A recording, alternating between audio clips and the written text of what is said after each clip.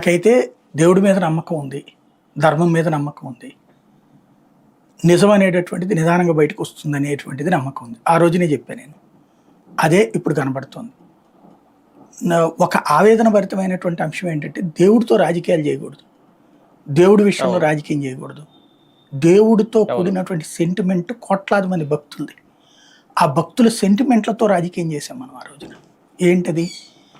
పంది కొవ్వు ఆవు కొవ్వు అంటే అసలు వినగానే ఒళ్ళు జలధరించింది.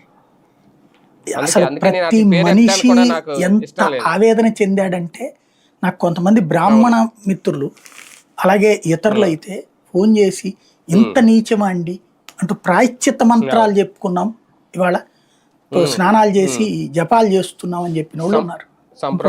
ప్రాయశ్చిత్త మంత్రాలు చెప్పుకుని ఇంత చేసామన్నట్టు. అంత ఏది ఒక్కసారి ఈ 5 ఏళ్లలో దర్శనానికి వచ్చి వెళ్ళినందుకు గాను ఇంత దారుణం జరిగిందా అన్నటువంటిది. కానీ అప్పుడే భగవంతుడు ఉన్నాడు. సుప్రీంకోర్టు ఏమంది దాంట్లో? ఎవరు చెప్పారు మీకు అయ్యి అని అడిగింది. నిలదీసింది కదా. సాక్ష్యం ఏముందని మీ దగ్గర? లడ్డూ కల్తీ అయిందని.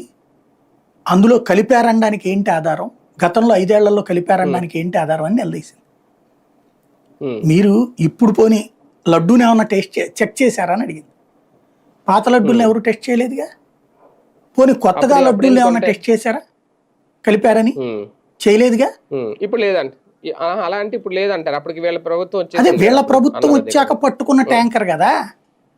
దాన్ని ఏమన్నారు? చంద్రబాబు గారు కలిపారన్నారు. గుర్తుందే? కలిపారు. ఫస్ట్ ఏమో లేదన్నారు ఈవోను వీళ్ళు. తర్వాత చంద్రబాబు గారు ఏమన్నారు? కలిసింది వాటెట్లో అని చెప్పారు. అది లడ్డూలో కలిసిందో దేంట్లో కలిసిందో కలిసింది, అది వాడారు, 1-2 ట్యాంకర్లు అని చెప్పారు. ఇంత దుర్మార్గం అన్నారు. నిజంగా దేవుడి విషయంలో అంత దుర్మార్గం అండి? కలిసింది అక్కడ. సార్ అప్పుడు వీళ్ళు ల్యాబ్ రిపోర్ట్ కూడా బయట పెట్టారు కదా సార్. అప్పుడు ఆయన ఒక రిపోర్ట్ తీసుకొచ్చి ముందు టీడీపీ, మనం కూడా దాని మీద అన్నాం, ముందు టీడీపీ రిపోర్ట్ ఎలా వచ్చింది వాళ్ళ చేతికి, ఈ రిపోర్ట్ వాళ్ళు ఎలా బయట పెట్టారు. మరి అది ఏంటి? గుజరాత్ ల్యాబ్కి సంబంధించి ఒక రిపోర్ట్ అన్నారు, అదేంటి? మరి అయితే చెప్పాలి, వీళ్ళే చెప్పాలి.